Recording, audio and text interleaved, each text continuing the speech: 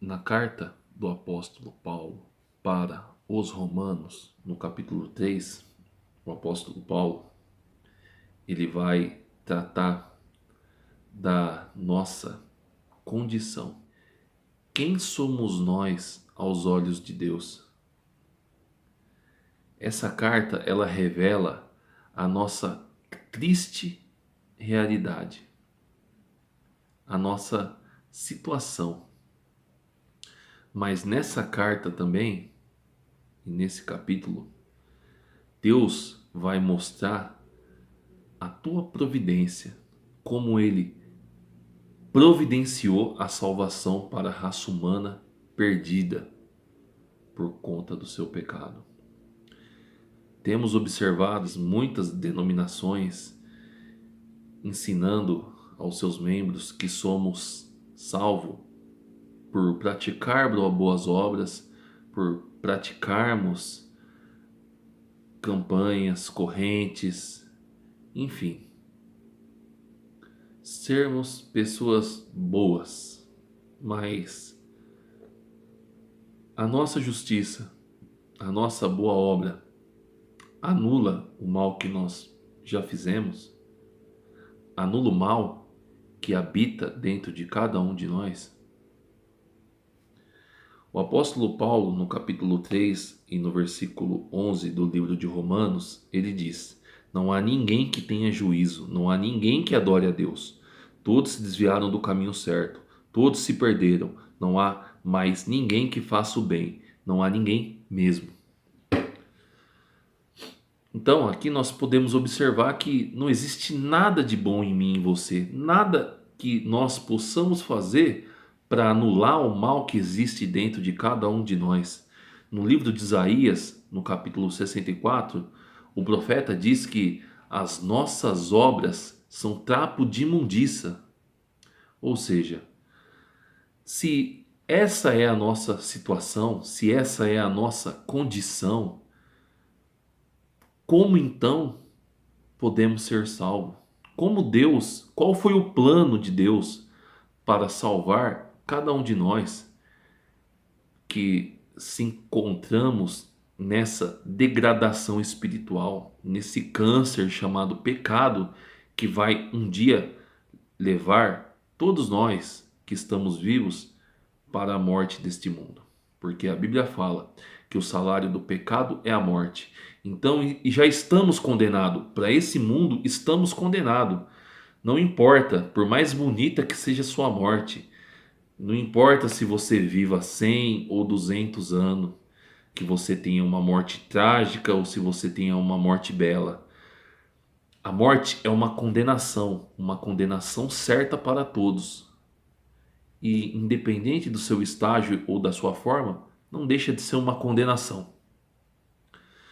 Então, como Deus pode nos salvar? Qual foi o seu meio? Qual foi a sua forma? Como Deus então tomou essa providência para que a tua graça alcançasse aqueles que Ele escolheu? Ele diz assim,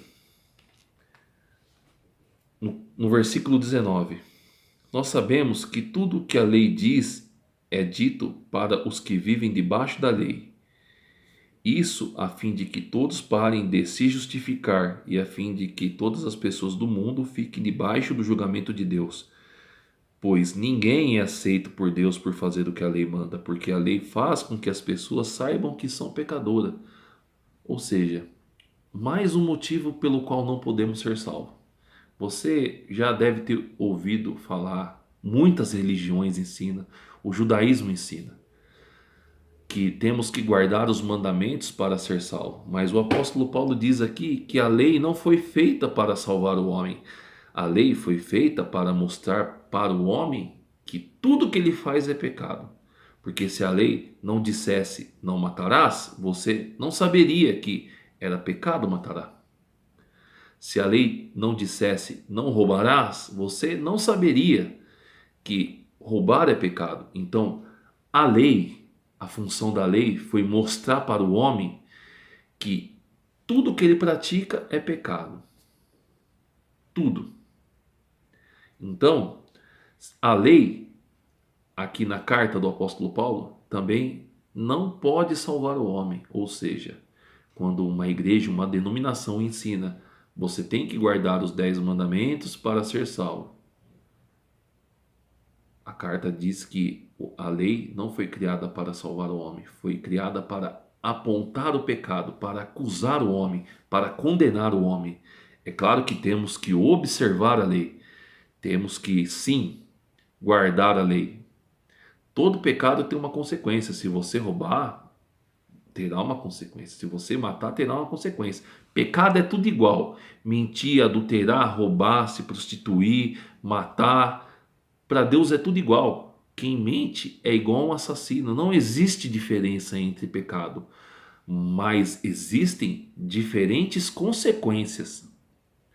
Então, se nós queremos ter uma vida boa, uma vida digna, sim, devemos observar a lei e segui-la, assim como toda a lei humana. Você sabe que é crime atravessar o sinal vermelho, mas nada te impede de atravessar. Mas se isso causar um acidente, é uma consequência. Então a lei, ela serve para mostrar para o homem que ele é pecador, mas não para salvar o homem. Mas tá, então como eu posso ser salvo? Como eu posso chegar diante da presença de Deus e clamar pela tua misericórdia e pedir a tua redenção? Mais adiante no versículo 20, Deus revela o teu maravilhoso plano, a tua redenção, um meio o qual nós alcançássemos a nossa maravilhosa graça. E ele diz: mas agora Deus já mostrou que o meio pelo qual ele aceita as pessoas não tem nada a ver com a lei.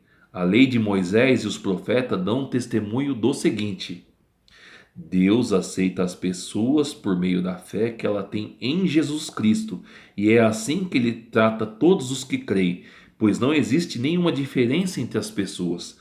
Todos pecaram e estão afastados da presença gloriosa de Deus. Mas pela sua graça e sem exigir nada, Deus aceita todos por meio de Cristo Jesus, que os salva. Deus ofereceu Cristo como sacrifício para que, pela sua morte na cruz, Cristo se tornasse o meio de as pessoas receberem o perdão dos seus pecados pela fé nele. Deus quis mostrar com isso que ele é justo. No passado, ele foi paciente e não castigou as pessoas por causa dos seus pecados. Mas agora, pelo sacrifício de Cristo, Deus mostra que é justo. Assim, ele é justo e aceita os que creem em Jesus. Então é assim que nós somos salvos.